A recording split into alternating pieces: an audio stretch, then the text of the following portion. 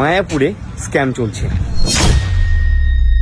আমাকে থ্রেট দেওয়া হচ্ছে। কি কমেন্ট করেছে দেখুন, পড়ুন, আমি মুখ দিয়ে আর উচ্চারণ করছি না। আমার বাড়ি বয়ে এসে দুদিন আগে 27 তারিখে 27শে অক্টোবর আইনি স্টেপ নেবে বলে আমাকে হুমকি দিয়ে গেছে। তো এতক্ষণ তো তোমরা বুঝে গেছো যে আজকের ভিডিওর টপিক কী হতে চলেছে। তো কিছুদিন আগে আমাদের ইউটিউবার বিষাক্ত ছেলের সাথে মায়াপুরে হয়েছিল স্ক্যাম। আর স্ক্যামটা কি ছিল, বিষাক্ত ছেলের কাছে লাইভ পেট্রনের কার্ড থাকা সত্ত্বেও তাদেরকে থাকার জন্য রুম দেওয়া হয়নি। এমনকি রুম ফাঁকা থাকা সত্ত্বেও তাদেরকে রুম তো দেওয়া হয়নি, উপর থেকে 2000 টাকা ভাড়া চাওয়া হয়েছিল। 1 মাস আগে হচ্ছে আপনাদেরকে বুক করতে হবে, তারপরে আপনারা এই যে লাইভ পেট্রনের কার্ড এটা অ্যাপ্লাই করতে পারবেন। এখন আমাদের কাছে এসি রুম আছে, নন এসি রুম নেই। এসি রুম নিতে গেলে 2500 টাকা ভাড়া হয়, সেখানে আপনাদেরকে 500 টাকা ডিসকাউন্ট করে দেবো, 2000 টাকা। এখানে প্রশ্ন একটাই, আপনি বললেন যে লাইভ পেট্রনের কার্ড ইউজ করার জন্য 1 মাস আগে থেকে বুকিং করতে হবে, আর এখন বলছেন যে রুম ফাঁকা নেই তাই লাইভ পেট্রনের কার্ডটা ইউজ করা যাবে না। তাহলে আপনি যে বলছেন 2000 টাকার বিনিময়ে ভাড়া দিয়ে রুম পাওয়া যাবে, সেই রুমটা কোথা থেকে আসলো? আপনি তো সেটাই দিতে পারতেন লাইভ পেট্রনের কার্ড হিসাবে।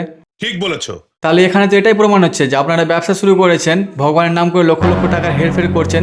যে জিনিসটার সুবিধা ভোগ করার জন্য আমি আগে একটা মোটা অঙ্কের টাকা দিয়ে ফেলেছি, সেই জিনিসটা যদি আমি ইউজই করতে না পারি তাহলে আমার লাভ কি এই জিনিসটা করে?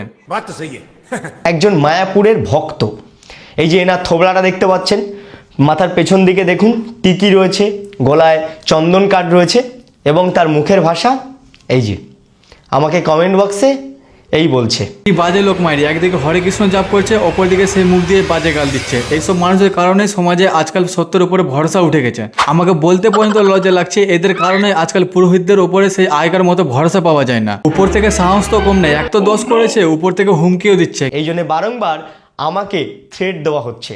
আমার বাড়ি বয়ে এসে দুদিন আগে 27 তারিখে 27শে অক্টোবর আইনি স্টেপ নেবে বলে আমাকে হুমকি দিয়ে গেছে। কি হয়েছে, নিয়েছে?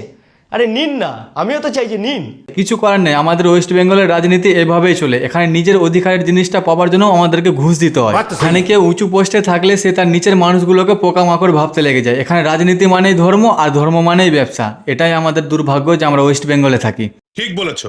যেখানে লাইভ পেট্রনে কার্ডটা অ্যাপ্লাই করা যায়, সেই ভবন এখন ওখানকার লোকাল যে ভ্লগারগুলো রয়েছে, যারা প্রভু প্রভু বলে ভিডিও বানিয়ে থাকে, তাদেরকে দিয়ে এখন আমার নামে মিথ্যা রটাচ্ছে।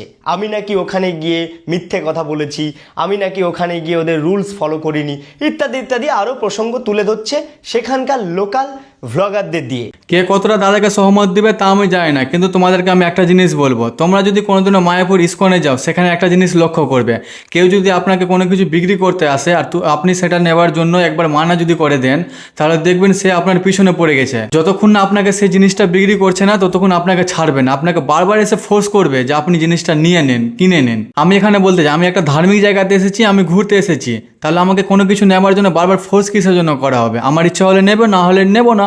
আমার ঘোরার কাজে আমি ঘুরবো, আমি ঘুরে বাড়ি চলে যাবো। মন্দিরের মধ্যে ব্যবসাটা কেন? আমাদের সরকার থেকে তো কোনো আসে নেই, আর আমার সেরকম কোনো জ্ঞানও নেই আমাদের সনাতনী ধর্ম সম্পর্কে। কিন্তু আমি একটা কথা অবশ্যই বলবো, সনাতনী ধর্মের মানুষেরা জাগো, মন্দির আর ব্যবসার মধ্যে তফাৎটা চিনতে শিখুন। ভক্তি মন দিয়ে হয়, নাকি টাকা দিয়ে।